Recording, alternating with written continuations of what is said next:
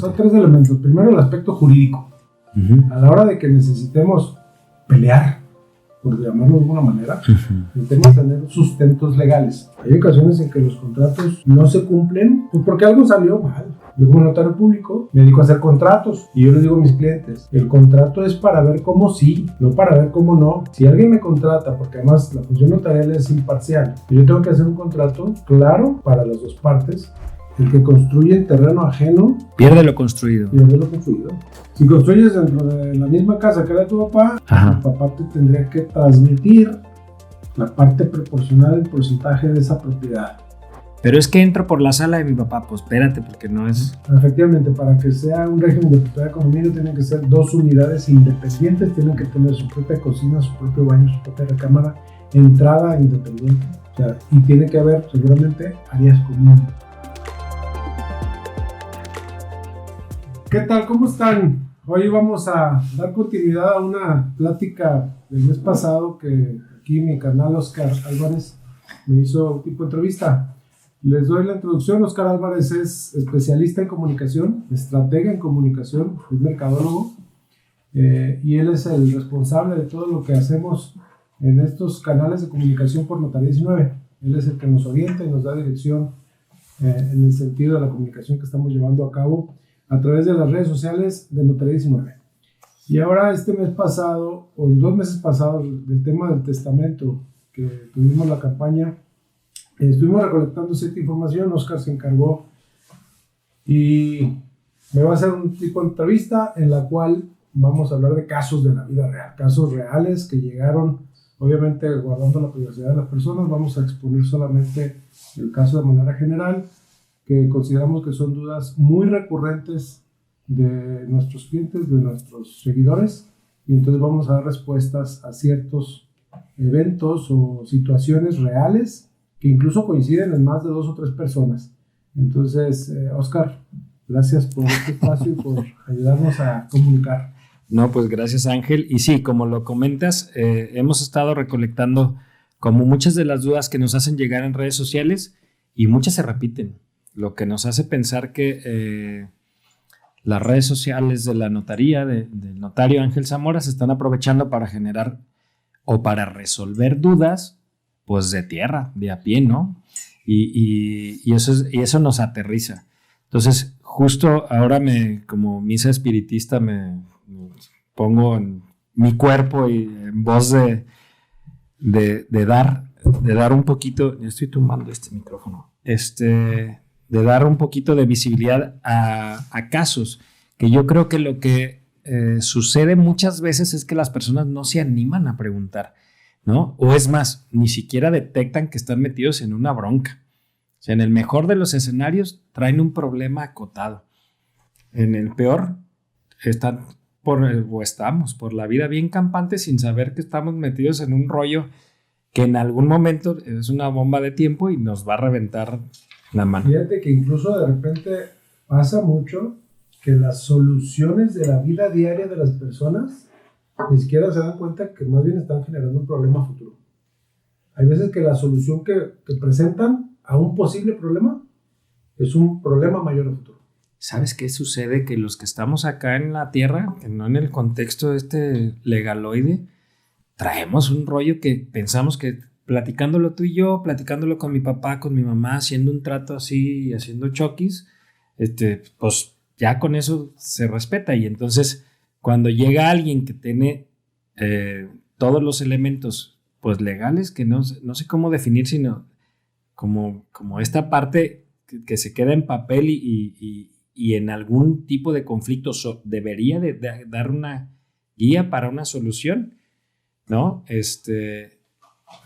Pues esa la pasamos por alto o por abajo, no sé cómo decir, pero nos vale madre. Y eso no, ni sabemos que existe. Pues si ya mi papá dijo que entonces yo y entonces tú, pues ya, nomás que eso después de años se trambuliqueó, se nos olvidó que dijo mi papá, o mi papá dijo algo antier que contradice lo de hace 2 años, y entonces ¿cuál es la versión? O en algún momento dado puede ser que tú platiques con tu papá, hagan un trato tú y tu papá, que sin querer alguno de tus hermanos crea que está afectando sus intereses. Y tu hermano no estuvo o ni siquiera presente en la plática. Y entonces al paso del tiempo falta tu papá y tú puedes llegar a decir, no, es que yo había acordado con mi papá. Pero la naturaleza humana, al decir, no, espérame, yo no estuve en esa plática. Yo no sé, yo no puedo creer que mi papá haya acordado eso contigo. Uh-huh. Entonces empieza a haber problemas familiares. Hace ratito cuando estaban con las cámaras apagadas dijiste, de todos modos se necesitan 2 elementos. ¿Cuáles eran? Eso platícamelo porque pues luego pensamos que los abogados, yo lo personal, ya sé que soy estratega de comunicación y que de aquí no tengo que decir cosas de estas, pero luego es muy fácil que pensemos que los abogados se alimentan del pleito y aunque sea cierto o no, da igual, se necesitan las partes y cosas de las partes, que se me hizo bien interesante. Son 3 elementos. Primero, el aspecto jurídico. Uh-huh. A la hora de que necesitemos pelear, por llamarlo de alguna manera, necesitamos tener sustentos legales. Tenemos que tener elementos basados en la ley o en un contrato o en un acuerdo o pruebas para poder demostrar mi derecho o mi obligación. Pero los 2 elementos a lo que hablábamos hace ratito es, y siempre van a ir más allá incluso que la ley. La cuestión moral, lo que te hace pues, ser legal en tu persona, en ser derecho, como dijéramos acá, como dices de a pie, y la voluntad de las partes. Entonces, hay ocasiones en que efectivamente mi papá puede dejar una determinación que puede encontrarse en un imposible jurídico o en un crucigrama jurídico. Pero si la cuestión moral de los hermanos de la familia lo entendemos muy bien y sabemos interpretar la voluntad de mi padre, y entre nosotros la familia tenemos voluntad, podemos llegar a un buen final feliz. Pero si alguien no tiene esa voluntad, ni esa moral, digamos, o ética, como queramos llamarle, entonces él se va a agarrar del tema legal para generar un problema. Efectivamente, yo como notario público me dedico a hacer contratos y yo les digo a mis clientes, el contrato es para ver cómo sí, no para ver cómo no. Si alguien me contrata, porque además la función notarial es imparcial, y yo tengo que hacer un contrato claro para las 2 partes, sin dejar... Aunque te contrate yo. Aunque tú me contrates, tendré que hacer un contrato pensando en las 2 partes. Es como la relación de pareja. Estás en la noche cobijado y si tú tienes más frío y te haces bolita, vas a descobijar a tu señora. Sí. Y si la señora tiene frío, entonces o nos juntamos y nos abrazamos y nos cobijamos con la misma, o si no, alguien va a quedar descobijado. Es la misma cobija. En el contrato es la misma cobija. El contrato no puede ser cargado para ninguna de las partes porque vas a destaparle los pies al otro. Y el contrato, digo yo, creo que es solamente un recordatorio para aquello que acordamos hoy y tenemos que hacer cumplir durante la vigencia del contrato. Por supuesto, si alguien no cumple, pues será el elemento para poder tomar acciones legales, pero en caso de incumplimiento. Entonces no podemos firmar un contrato buscando que el otro se equivoque o en qué momento va a incumplir para entonces yo demandar, porque entonces ya estamos contratando con ventaja desde el origen. No estamos queriendo contratar para que sí se dé. Sí, qué rudo, porque el 20 que me cae ahorita es pues la cuestión legal. Ahí está el manual y contemplan cosas y eso está pues seguramente claro.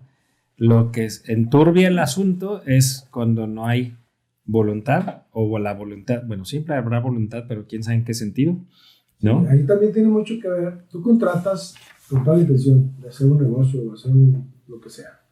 Entonces, primero que tengas la voluntad de llevarlo a cabo, de concluirlo, y segundo, que tengas la posibilidad.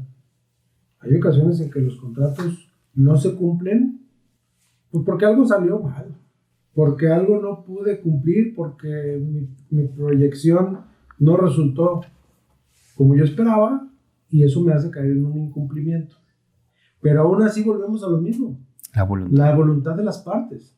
Si yo muy a tiempo contraté contigo y muy a tiempo te digo, oye Oscar, fíjate que mi proyección de negocio no salió como yo esperaba, y entonces pues necesitamos platicar, porque lo que yo te ofrecí que te iba a dar o te iba a pagar o a lo que me comprometí en el contrato, hoy por hoy me es imposible, no por mi voluntad, porque no me dieron las cuentas. Entonces necesito que me ayudes a buscar o lo conveníamos diferente, me ayudas, me das un plazo distinto, o deshacemos el trato aunque me cueste una posible penalidad negociada y tan cuates como siempre. Un día me pasó a mí en lo personal, hice un convenio por una máquina cuando puse la empresa anterior y descubrí que la máquina estaba mal, ¿no? Entonces, pero horrible. Y entonces llegó el momento en que tuve que hablar y está bien padre porque era lo jurídico, la voluntad y la posibilidad, o sea, digamos, la naturaleza, un hecho fortuito que no depende de mí, sino del tercero.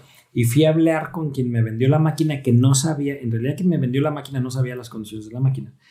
Y efectivamente fui estresadísimo, no sé qué, y dije, ya sé que tenía $1,000,000 en pagares. Yo estaba con el nido en la garganta, como dice Pedro Infante. Y cuando hubo voluntad, a un lado de lo jurídico, se hizo un lado lo jurídico, los pagarés y toda esta cuestión legal, me dijo, no sabía todo esto, y entonces con voluntad se encuentran salidas importantes. La voluntad la voy a poner aquí con marcatextos porque es una constante, pero no solo la voluntad. Será una constante, pero nunca solo la voluntad. Pero siempre va a ser, la voluntad de las partes va a ser el máximo en todo tipo de negociación. Porque, insisto, habrá veces que incluso pueda ser imposible jurídico, pero por voluntad se puede resolver. Hablando de ese tema, tú compraste una máquina, ni tú ni el vendedor sabía que tenía una falla técnica, digamos. Uh-huh.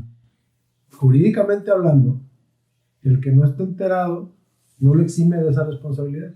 Él te vendió una máquina en buenas condiciones. Tú compraste una máquina para trabajar con ella en buenas condiciones. Si él hubiera dicho, Oscar, ande como quieras, yo te vendí la máquina, estaba funcionando, es tu problema.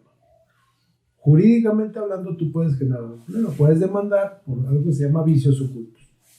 Yeah. Porque la máquina resultó que funcionó ese día, pero al día siguiente ya no funcionó. Entonces, posiblemente podría darse el caso de vicios ocultos y tú puedes demandar por vicios ocultos al que te la vendió. Y se genera un problema. Afortunadamente, te sentaste con él e insisto, es la mejor manera. Primero tocar la puerta y decir, oye, fíjate que está pasando esto, ¿cómo lo resolvemos? Habiendo voluntad, hay muchas salidas. Si no hay voluntad, ahí se enfrascan en un problema mayor. Vicios ocultos, ni sabía que existía. ¿Qué es esto? Es que esto pues, supongo que también sucede con una casa, ¿no? Con la compraventa de una casa. Definitivamente. Oye, un día llegó un arquitecto renegando y me dice, tengo que, se hace una casa de, no sé, 5 o 6 millones de pesos, dice, y tengo que meterle 10,000 o 15,000 pesos a decoración porque llega la señora o el señor, el comprador, el último día y es increíble la diferencia entre si ve cuadros o no ve cuadros, o ve pintado o no ve pintado. Y yo le metí estructura y le metí diseño. Dice, el cliente nomás llega y ve lo de encimita.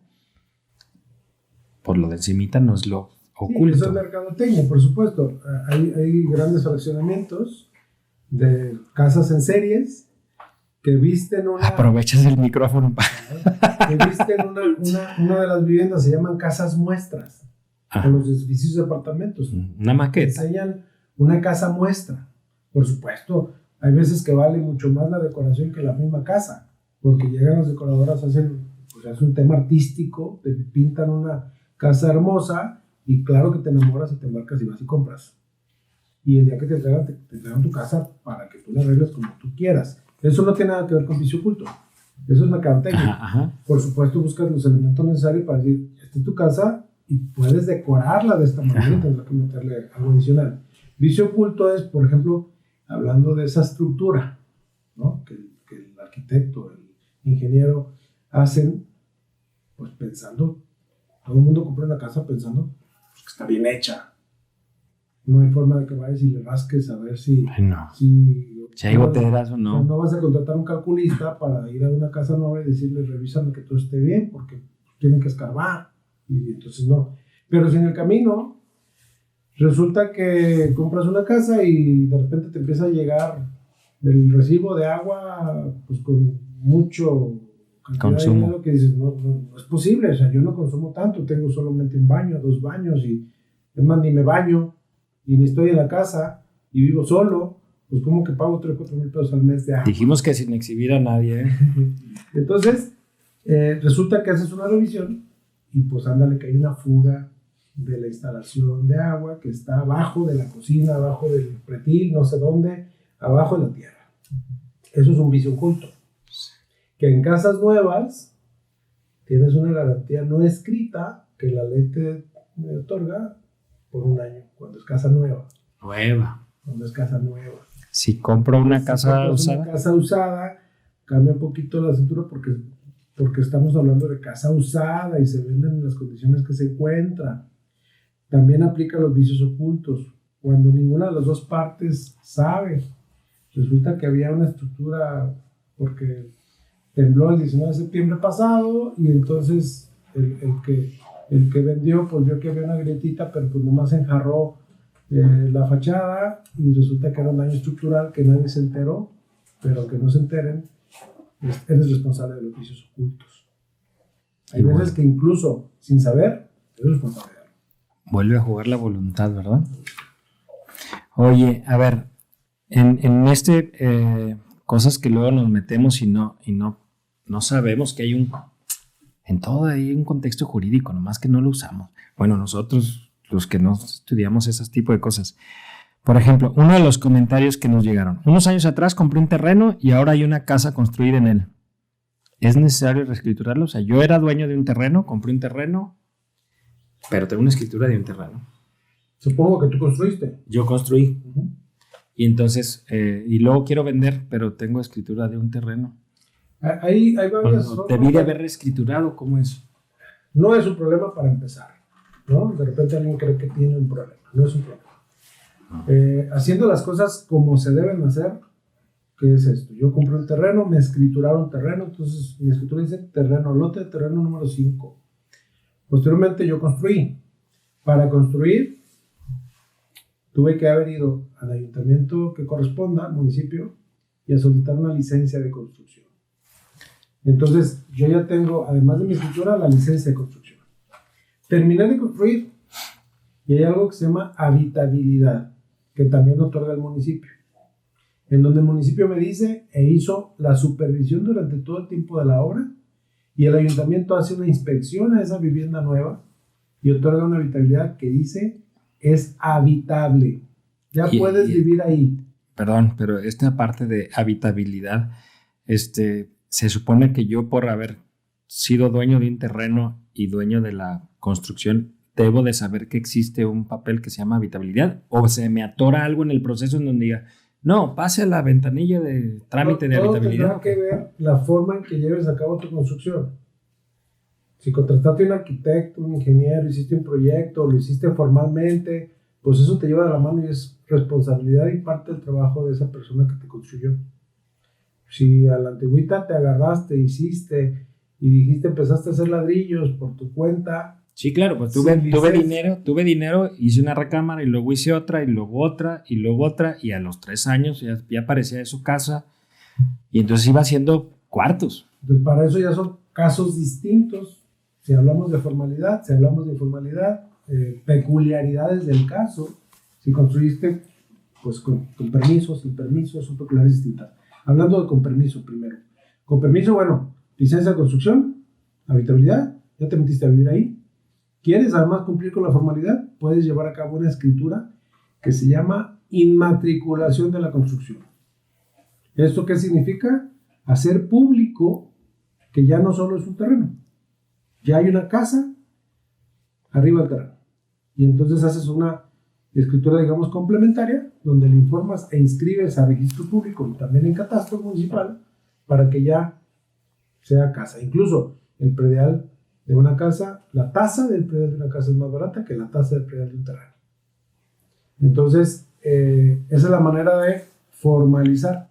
Y el día de mañana y esa escritura solo por la construcción, supongo que la suma porque hay un costo para mí al comprar un terreno de escrituración a mi nombre y luego de la inmatriculación tiene otro costo. Definitivamente, cada boleto va a tener un costo. Justo por eso, eventualmente, pues hay quienes no hacen esa segunda escritura. Y de repente llegamos y decimos, oye, pues, ¿qué crees? Compré un terreno, construí y ya lo estoy vendiendo, o ya lo vendí. Ya lo vendí casa. Ya lo vendí casa. Tampoco es un problema. Si tienes la habitabilidad y tienes la licencia de construcción, entonces hay una historia que pones en la escritura nueva donde dices, en tal fecha compré terreno, en tal fecha conseguí la licencia de construcción, en tal fecha me dieron la habitabilidad y hoy por hoy ya es una casa. Y entonces la escritura a tu comprador va a venir descrita como casa habitación. Ahí se resuelve el tema. Nos vamos al otro sentido. Pues construí de manera irregular, por llamarle así. Tuve ladrillos para un cuarto y para la cocina y fui haciéndolo sin licencia, sin habitabilidad. Entonces, para empezar, no deja de ser un posible problema y una aventura de vicios ocultos. Porque no sé y nadie sabe si esa construcción cumple con los requerimientos de seguridad. Si construiste con un proyecto de cálculo estructural o fuiste construyendo como sea y al rato... Sí, el maestro albañil que está allí. Entonces, por supuesto que es un problema porque no sabemos si esa casa va a estar de pie cuánto tiempo. Y es una aventura porque entonces entra la posibilidad de vicios ocultos. Pero bueno, entonces, ¿qué pasa? Yo compré el terreno, luego fui construyendo de manera regular y entonces el día de mañana llega y me dice, ya la vendí, señor notario, hágame la escritura de mi casa. ¿Está bien? Tráigame la licencia de construcción. No tengo. Por supuesto, si no hay licencia de construcción, nunca va a haber habitabilidad. Pues hay que avisarle al municipio que construiste. Y construiste sin permiso. Oiga, me porté mal y construí. Multa. Se resuelve. Multa. Y ahora, pues la aventura de saber si está construida, pues técnicamente bien para que no sea un problema y que el que va a comprar sepa lo que va a comprar. Y la aventura que puede correr, ¿no? Y de ahí generamos posibles oportunidades de problemas para abogados que se dedican a generar problemas. Eso es importante, ¿no? Tenemos siempre todos los lados del imán, hay lados positivos y negativos. Hay abogados que de repente utilizan la ley pues, para generar un poquito de problemas o ver cómo va a ser más grande. Ven un huequito y babean, ¿no? No digo que sea, pero si sucede, incluso hay clientes. En Júpiter, en otro planeta, en otro planeta. Que llegan y buscan, a mí me han pasado casos que vienen a pedir asesoría para divorcios y de repente me dice, oiga, ¿te quiere divorciar? No, yo le quiero hacer la vida de cuadritos del frente. No, espérate, yo no me dedico a eso. Yo te puedo ayudar a que te divorcies. No, sí me quiero divorciar, pero aparte que se joda. No, pero yo no soy abogado para eso. No, yo no. Le quiero quitar la cobija al de la cama de enfrente, ni siquiera con quien comparto. Pero bueno, este caso de una construcción así, sin regular, sin permiso, pues puede dar para generar problemas. Voy a darle vuelta a la tuerca. Entonces, compré un terreno, tengo una escritura de un terreno, mi mamá o mi papá construyó, pero pues son bien buena gente y bien buenos papás. Y entonces me dijeron, oye, ¿ya te quieres casar? Pues construye aquí arriba. Entonces construyo, incluso con el maestro albañil, porque es la posibilidad que tengo de construir arriba. Y entonces ya genero otro escenario, porque en un terreno hay dos casas, la de abajo y la de arriba, que en mis términos es la de mi papá y la mía. En el mío, ¿sí es la de mi papá y la mía o no? No. Jurídicamente hablando, moralmente hablando, de voluntad. A ver. Ahí aplica entonces lo que te decía, ¿no? Si hablamos jurídicamente hablando, pues no. El que construye en terreno ajeno pierde lo construido. El dueño de la tierra es dueño de lo que pongan encima. A menos que haya un acuerdo muy específico y firmado para que quede claro y se convierta en un tipo de contrato de asociación en participación o que formalicen una copropiedad para que pueda establecerse. Por supuesto hay formas de resolverlo y habría que resolverlo. El problema es que lo hagan así, porque seguramente hay muchos casos similares. Estoy viendo que lo estás sacando de nuestros casos de la vida real. Sí. Entonces, el problema es cuando la gente falta. Usted no quiera, falta tu papá, y entonces pues, tú tienes tu casa. Y al rato resulta que tu papá no dejó testamento y no estableció que, pues, oigan, ahí les encargo, acuérdense que la casa de arriba es de Oscar. Pues no, se fue sin testamento. Y entonces son 3 o 4 hermanos. Y la ley dice que cuando el papá no deja testamento o la mamá no deja testamento y murieron, entonces todos adquieren en partes iguales. Y tu casa no es tu casa. Jurídicamente tu casa es de tu papá y entonces tu casa se parte en 4. Y si dejó la casa, sí dejó testamento, y dejó la casa de él para mi hermano Juan, nomás que la mía está arriba de la que dejó. Esa Pues no es mía. entonces hablamos, y ahí entra la voluntad y la moral. Si tu hermano Juan estaba enterado, consciente y de acuerdo que tú vivías arriba y que los ladrillos que le metieron arriba tú los gastaste, pues será que tendrás que decir a Juan, no me paro, carnal, recuérdate que yo puse los ladrillos. No, mi madre, la escritura dice y el testamento dice que la casa de mi papá es para mí y pues Y la casa es de aquí hasta acá. te la vendo. O dice, no, pues sí es cierto, no, sí, vamos viendo cómo resolvemos, porque entonces la casa de abajo es mía, la de arriba es tuya. ¿Cómo lo resolvemos? Hay formas de resolverlo, con voluntad. Ya. Podemos hacer un régimen de propiedad de condominio, ya entran muchas figuras jurídicas en las cuales podemos resolver, pero con voluntad. Cada que dices resolverlo, siento que tenemos que agarrar una maletita con voluntad, con moral y con jurídico. Y con algo de dinero. Para bien o para mal cuesta. Cada movimiento va a costar impuestos, derechos, por supuesto honorarios notariales, honorarios de la asesoría, gestoría, por supuesto que hay movimientos. Impuestos. Cada movimiento jurídico va a costar. Sí, eso es importante. Es decir, compré un terreno, lo escrituré. Si construyo, hay que hacerlo de manera formal para que con la habitabilidad después haya la Inmatriculación de propiedad. Inmatriculación de propiedad. Y entonces ya tengo una escritura. Si entonces, ya hasta ahí ya voy jurídicamente correcto, y entonces construyo una segunda casa, ¿cómo hago el brinco eso ahora de la manera correcta para que lo de arriba sea mío y lo de abajo sea de mi papá? Si construyes dentro de la misma casa que era tu papá, entonces, y si tu papá obviamente dice vamos haciéndolo real formal, tu papá te tendría que transmitir la parte proporcional del porcentaje de esa propiedad, en primer lugar, ¿no? Y después hacer un régimen de propiedad en condominio, o el orden de los factores no altera el producto. Tu papá puede generar un régimen de propiedad en condominio, que eso, digamos, es todo lo que se hace en esos edificios de departamentos que vemos, que ahorita está muy de moda. Un terrenito, se hacen 60 departamentos, hacemos un régimen de propiedad en condominio para que haya una unidad privativa que se llama departamento número 1.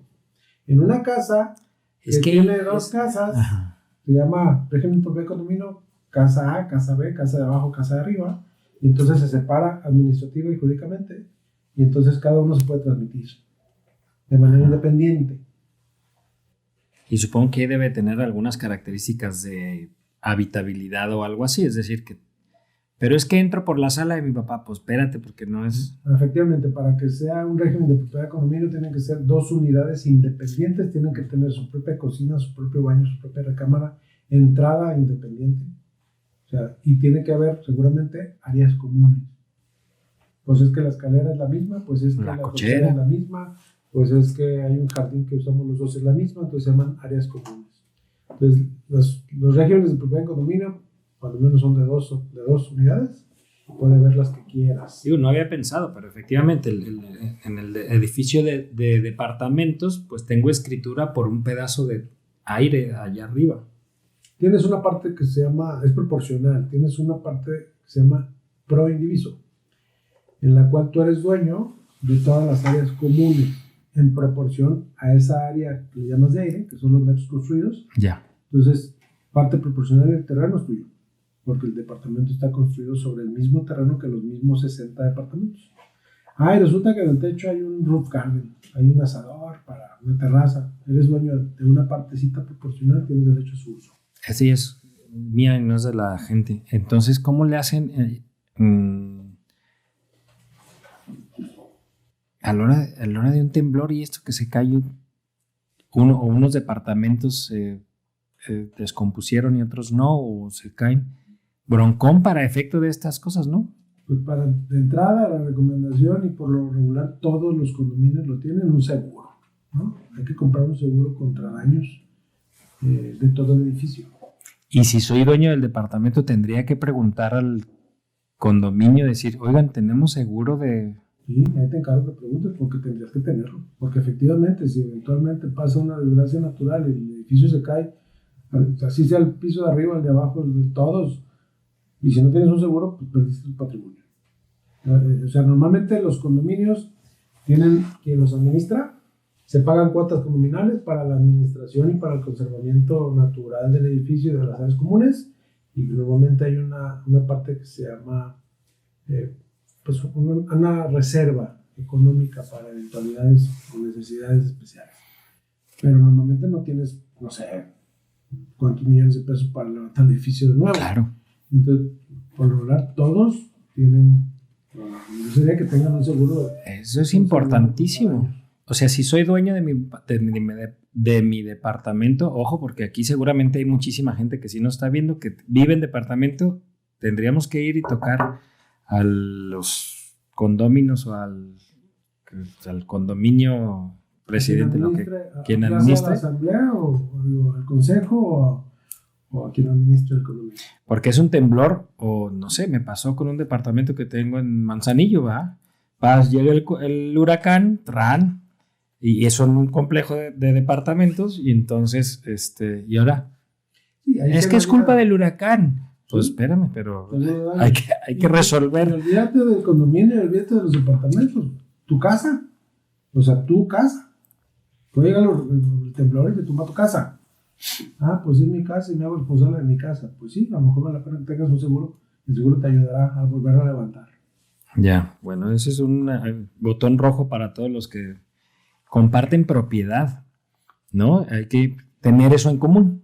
Sí, porque cuando compartes propiedad, pues es mayor problema. ¿Quién la arregla, tú o yo? ¿De quién es responsabilidad? Claro. De nadie. ¿O vamos michas o cómo vamos? Es que el mío se dañó menos que el tuyo. Bueno, de la puerta para adentro cada quien se hace cargo, pero de la puerta para afuera, que todas las áreas comunes son de todos, pues para eso existe el proindiviso. Yeah. Si no hay un seguro y tienes que hacerte cargo de las áreas comunes, en ese proindiviso, que es la parte proporcional que eres dueño del edificio, te toca cooperar. Y hay que entrarle. Ya. Yeah. Compré una casa en Puerto Vallarta, pero vivo en Guadalajara. ¿En dónde tengo que realizar la escritura? Puedes hacerla en la notaría de tu confianza siempre y cuando acudas a hacer la escritura ahí. O sea, yo puedo hacer escrituras de Tijuana si quieres, si viene la gente y me visita aquí en mis instalaciones. O incluso puedo salir a recabar firmas dentro de mi área de jurisdicción. Un notario tiene ahí una región donde puede ejercer. Saliendo de ahí es... Yo no puedo ir a Puerto Vallarta a recabar las firmas de esa propiedad, de esa casa, de ese apartamento. Si lo hago es ilegal. Pierdo mi nombramiento de notario y esa escritura es nula de pleno derecho. Si alguien levanta la mano y dice, yo tengo mi escritura del departamento de Puerto Vallarta. Y el notario vino a firmar acá y es un notario de Guadalajara. Nula la escritura. La ley del notario establece, los notarios tenemos regiones y podemos actuar dentro de nuestra región. Yo soy notario de Guadalajara, tengo 7 municipios que están dentro de la región, que es la zona metropolitana de Guadalajara. Entonces puedo salir a recabar firmas dentro de esa región. Puerto Vallarta, sí puedo escriturar, siempre y cuando los comparecientes, quien compra y quien vende, asistan a mi oficina y vengan a firmar aquí. Pues importante, porque también son cosas que uno no contempla. Sí, aprovechando, es importante que la gente sepa, y todas las notarías públicas tenemos un letrerote en la puerta que dice notaría pública. ¿Todas? Todas. No hay una notaría que no ponga en la puerta notaría pública. Si tú vas a firmar una escritura a un lugar donde no dice la puerta, así un letrerote que diga notaría pública, el nombre del notario, el horario, aguas. Cuando dices que tienen un letrero, te quiere decir, hay una ley, o sea, hay un reglamento para eso. O sea, no, está en la ley del notariado. Y En hay el una... notariado marca que tenemos que tener un anuncio en la puerta que diga notaría pública, el número de inscripción, ¿Tal? el nombre del notario y el horario de atención. Uy. Si tú vas a firmar la escritura y en la oficina donde vas a ir no viene ese letrero, cuidado, puedes estar siendo víctima de un engaño, en el mejor de los casos. Pues son de esas cosas que uno ve normal, que no ve peligro, porque no ve a nadie vestido de monstruo, y ni siquiera con un letrero que diga notaría. Es importantísimo. Soy médico y compré un consultorio en una torre médica, en un hospital. ¿Cómo se lleva a cabo el proceso de escrituración del mismo? ¿Pasaría como lo del No, Es pero... como el DEPA, es un uso distinto, pero es un régimen de condominio, ¿no? Ahorita, por ejemplo, vendieron y se están escriturando consultorios de la torre médica del Hospital de San José, hay otros del Hospital San Javier, a eso sí, están promocionalmente otros de Pabellón, creo que están haciendo una torre médica. Entonces, son regímenes en condominio, todos son similar al departamento. Tienes un espacio que es tuyo y además tienes un indiviso que te representa ser dueño de áreas comunes o áreas sociales. Depende, en este caso es distinto porque el uso se le llama el uso comercial, no es un uso habitacional. Es exactamente lo mismo, hay ciertas peculiaridades en cuestión de impuestos.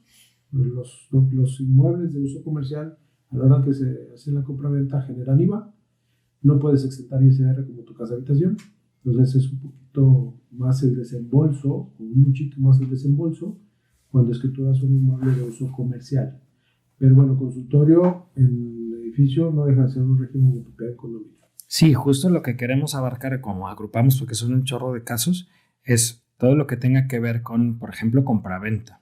Y entonces compré un terreno, en esta plática compré un terreno, luego construí, luego compré una casa, luego construí arriba de la casa, y luego compré un departamento, cómo se tiene, ¿no? Y ahora compré un consultorio o un algo comercial dentro de otro comercial grandote, que supongo que es lo mismo que un local de una plaza o algo así. Sí, exactamente lo mismo.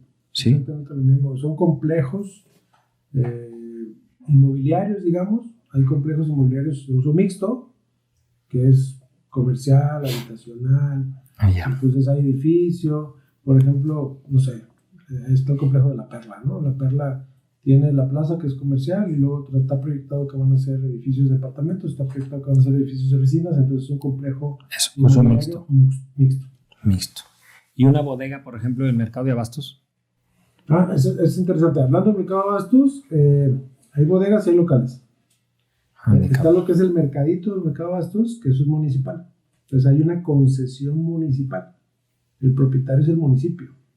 Y te da una concesión, había concesiones por 99 años, una cosa así, en donde te la otorgan, le pagas una rentita al ayuntamiento, pero no es tuyo, está concesionado, lo puedes usufructuar, lo puedes usar, está concesionado. Y la parte de atrás, que sí son las bodegas, pues es lo mismo. Ahí es una propiedad independiente, cada bodega tiene su escritura, su predial, ahí no tiene que ver con condominios.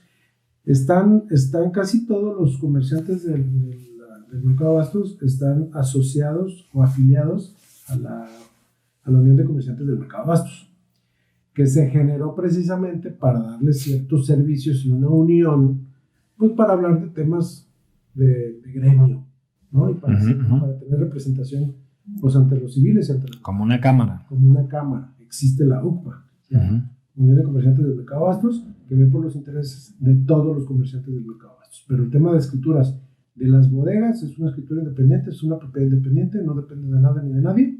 Y el mercadito son concesiones, son locales, que el propietario es el ayuntamiento. Y si yo soy propietario propietario es el ayuntamiento, yo tengo la concesión, a mis hijos no les importa ya usar ese local, yo ya no voy a estar, ¿cómo lo transfiero la concesión? La vendo, pero no. Puedes hacer sesiones de derechos respecto de las concesiones. Ya esos son temas ya internos que ven en el ayuntamiento para hacer los cambios de propietarios. Ya, muy bien.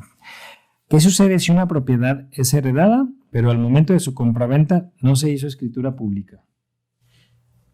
Interesante, porque no puedes heredar lo que no es tuyo.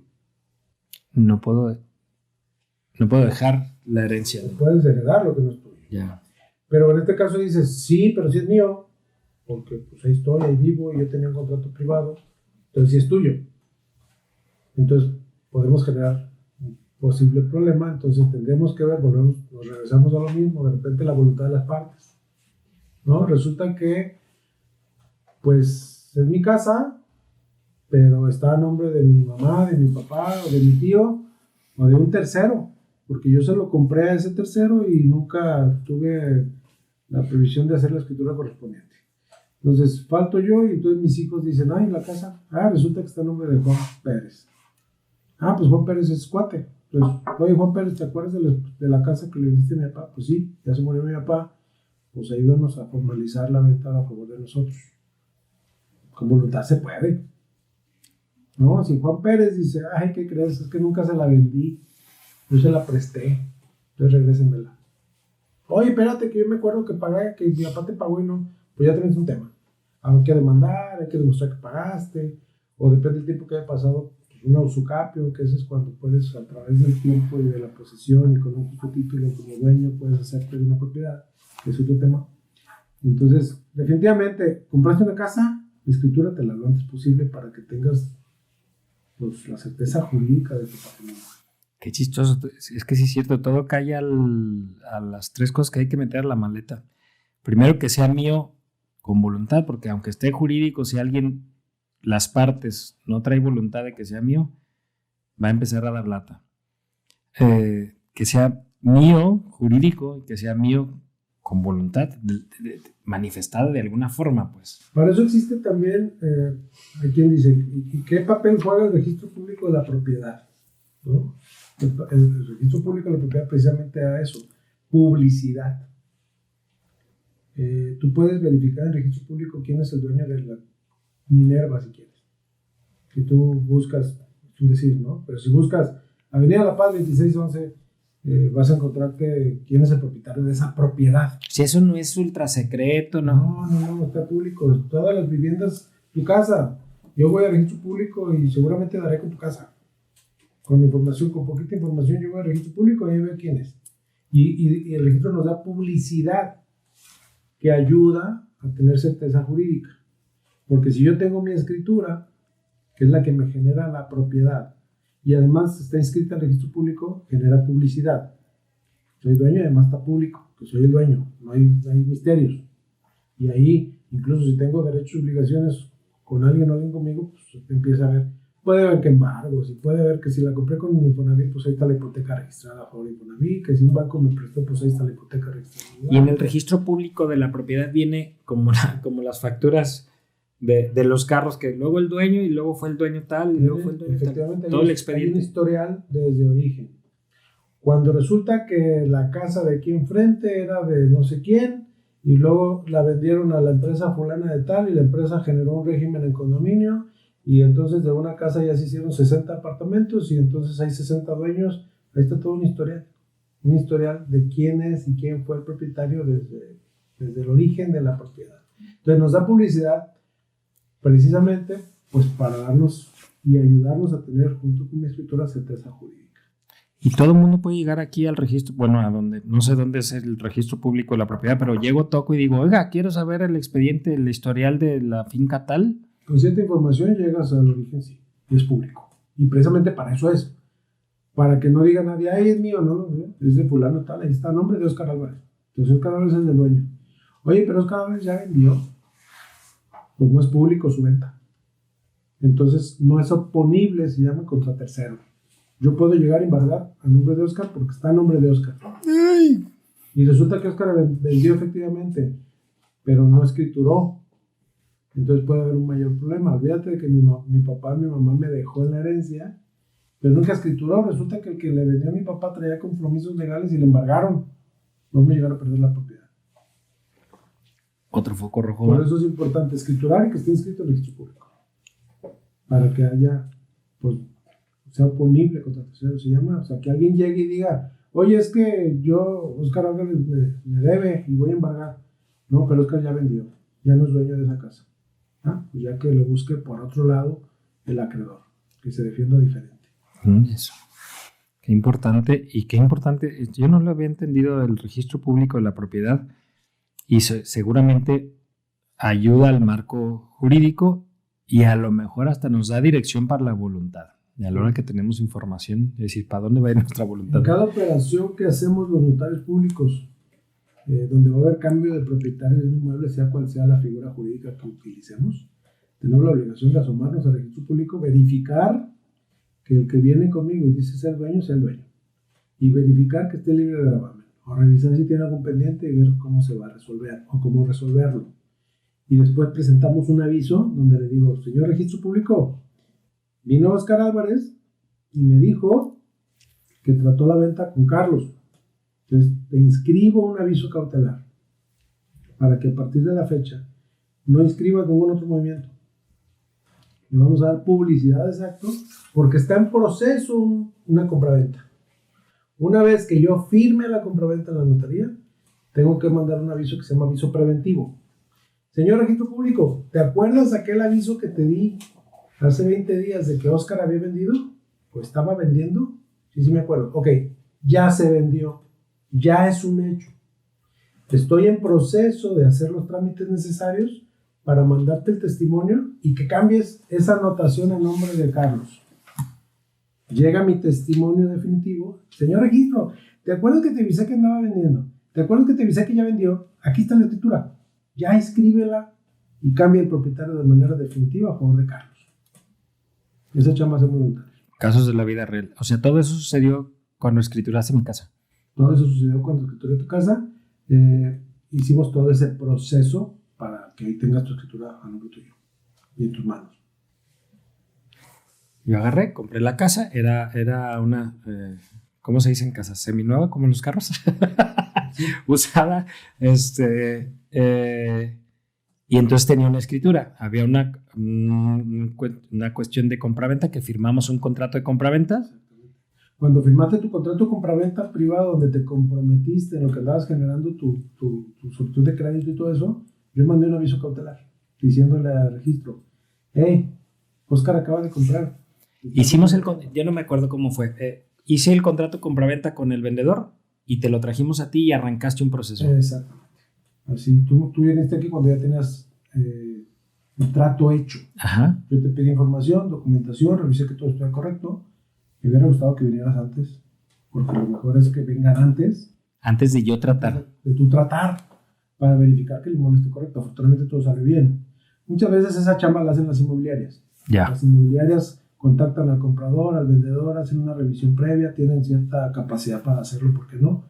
A mí me gustaría que vengan desde antes, que estén cerrando el trato, no por controlar ni por intervenir, sino por ayudarles a resolver, a evitar un posible problema. Desde el origen. De repente las inmobiliarias no se meten tan de lleno, confían en lo que la gente les dice, yo soy el dueño, sí, tú eres el dueño, sí, yo soy el dueño. Me pongo a vender y resulta que el dueño es el papá, no él. No es nada malo, pero el que tiene que firmar es el papá. Y resulta que sí soy el dueño, pero mi papá ya se murió. Y entonces no puedo disponer del bien, tengo que llevar a cabo un proceso sucesorio. Sí soy el dueño, me va a caer a fin de cuentas y yo te voy a firmar. Pero no me lo puedes vender. Pero es diferente, no puedes vender en ese momento. Tiene procesos previos. Pero bueno, sí, es lo que hicimos contigo, firmaste tu contrato, todo sale bien, presentamos un aviso al registro público cautelar y movilizamos el inmueble en lo que llegaba a la escritura definitiva, preventivo, ya vendió, ya se consumó el acto y ahora el testimonio, que es el que por hoy ya tienes en tus manos inscrito a nombre tuyo. Muy bien. Si quiero comprar una casa, vengo contigo, te digo, quiero comprar esta casa, te doy información, te arrancas, casi me tengo que esperar a decir luz verde. Si vienes conmigo y me dices, quiero comprar esta casa, no una casa. Sí, esa casa. Ya la tengo vista, ya la tengo tratada, ya la tengo en pláticas, mira, aquí está mi agente inmobiliario, ayúdame a verificar que todos los antecedentes estén correctos para poder firmar el procedimiento, el proceso, el compromiso y que todo sea como debe ser. Es que luego uno corretea al notario, como seguramente yo te correteé a ti, y decir, y ya voy a firmar, y no, el único papel que uno ve se llama escritura. No sabe que hay 3 o 4 pasos que están sucediendo allá tras bambalinas en el registro público de la propiedad, seguramente aquí y en otras instancias. También tenemos que sacar avalúos de la propiedad. El avalúo de la propiedad es el que genera el pago de los impuestos en aspectos habitacionales. El municipio es que genera un avalúo catastral para efecto de pago de impuestos. También es parte del proceso. Pues a veces, pues hay peculiaridades, hay chamba que tenemos que hacer, o sea, tampoco es, efectivamente, pues yo llego a comprar un café y a mí sí me va el café, yo no sé qué signifique la producción de café, Sí, claro. y la cosecha, y que llegue a un, no sé, a un lugar donde vende café. Señores, hay que traer la necesidad de esta casa a un notario y que le esculque, porque si no, seguramente te enteras a media compra-venta de un algo que no está bien amarrado y para atrás. Y nos regresamos a lo mismo. Hay veces que ya diste anticipo y en el camino no es algo malo, pero hay una peculiaridad que te impide firmar en ese momento y nos regresamos a la voluntad de las partes. Sí. ¿Qué consecuencias tiene la no inscripción de una compraventa en el registro público de la propiedad? Pues es esto. Pues lo acabamos de platicar, no hay publicidad, puede haber, pues no existe la certeza de seguridad jurídica, puede caer un embargo del vendedor anterior y puedes incluso perder tu patrimonio. Ya. Qué interesante. Creo que las demás las abordamos ahorita. Tengo una casa dúplex. ¿Cómo se lleva a cabo el proceso de escrituración de cada una de ellas? Es lo que platicaste ahora. Es similar, el tema de las casas dúplex fue un programa de vivienda principalmente promocionado por el Infonavit, que no llega al ser un tema de un condominio, pero en algunos casos son copropiedades o copropiedades mal inscritas, que al fin de cuentas ha generado ciertos conflictos, en donde eres dueño de la mitad de algo. Entonces, de alguna manera estás ligado con tu vecino. En algunos casos se ha resuelto que ya son independientes, pero en el registro público es una sola inscripción donde eres dueño del 50% de algo. Entonces, digo, al fin de cuentas es como una sociedad con propiedad sin llegar a un régimen de condominio. Hoy por hoy, todas ya son regímenes de condominio. A ver, yo quiero comprar una casa. Preguntas muy puntuales, porque luego, como yo no me sé había el trámite, no me la paso comprando casas cada 6 meses. Es la única casa que he comprado y entonces compro una casa, yo no sabía. Resulta que el banco decide cuánto cuesta la casa. ¿Sí? Entonces, cuánto me va a prestar. Fue un préstamo de un banco. No decide cuánto cuesta la casa. ¿Deciden cuánto me va a costar a mí? Tú decides cuánto vas a pagar por la casa. Ah. El banco hace un avalúo comercial. Bueno, sí. Del valor comercial de la casa para efecto de cuánto te pueda prestar. La casa va a ser lo que vas a dejar en garantía al banco. Normalmente el banco presta hasta el 85% del valor de la casa. Entonces hay una ecuación entre lo que cuesta la casa en base al avalúo practicado y lo que vas a pagar por la casa. Puede haber que haya un avalúo de 5 millones de pesos y tú vas a pagar 4.5. Claro. Le dices al banco, y yo la voy a comprar a 4.5. Ok, te va a prestar el 85% de los 4.5. Y su garantía, el avalúo sirve para garantizarle al banco que sí vale la casa lo que estás pagando por ella y lo que te va a prestar. Es como garantía. ¿Yo, comprador, puedo elegir el notario que me escriture? Depende la situación. Por cuestión de facilidades y por cuestión de información que ya existe en las notarías, hablando de regímenes en condominio, aquella empresa que compró la casa, que la demolió, que construyó el edificio, es todo un proceso administrativo desde la compra de la tierra, un fideicomiso, una aportación a un crédito puente. Entonces, normalmente los notarios que participamos en ese tipo de operaciones tenemos un expediente así de grande desde la compra de la tierra. Entonces, para la desarrolladora es mucho más fácil dirigirte con su notario, el notario de la desarrolladora. En estricto sentido, tendrías derecho a decir, no, espérame, yo tengo mi notario de confianza, yo quiero escriturar con él. O sea, yo voy a comprar uno de los 100 departamentos y yo puedo decir, mi departamento me lo escrituran, por favor, con Ángel Zamora. Sí se puede, volvemos a la voluntad de las partes, la desarrolladora tiene que estar de acuerdo porque tiene que armar un expediente y decírselo a Ángel Zamora, ten ahí le va, y haga la escritura a Oscar. Y son procesos distintos, más tardados normalmente, y entonces por eso es la desarrolladora te dice, oye Oscar, vete mejor con mi notario, ya está toda la información. El banco igual, el banco tiene un padrón de notarios, el banco te dice, mira, en lugar de que vayas con tu notario, escoge de estos 10 notarios, el que mejor te convenga, platicas con todos y el que quieras. La verdad es recomendable por cuestión de practicidad y tiempos. Los notarios que trabajan para los bancos, los notarios que trabajan para algunas desarrolladoras, ya tenemos todo la información necesaria para actuar más rápido. Incluso a mí, si me mandan una operación, bienvenida, pero seguramente me va a tardar un poquito más. Claro que la voy a hacer y la puedo hacer. Me va a tardar un poquito más en revisar todo ese expediente para poderte hacer tu escritura. O sea, a mí me prestó dinero un banco. En ese banco no estaba en la lista el notario que yo quería. Yo agarré y dije, quiero un notario. Es posible. Si es posible. ¿Se paga en tiempo? Se llama por excepción. Ok. Tú le puedes pedir al banco escriturar con un notario que no esté en su padrón. Le llaman por excepción. Y obviamente decir, espérame, yo no me importa que me tarde una semana más en firmar. Y yo quiero firmar con Ángel Zamora. Si es una semana no es grave. Entonces, por excepción, el banco puede aceptar la escritura. Es que es bien importante porque luego decimos nuestro notario de confianza y es el nuestro y es de nuestra confianza. Porque ahorita ya me dio más miedo escoger notario.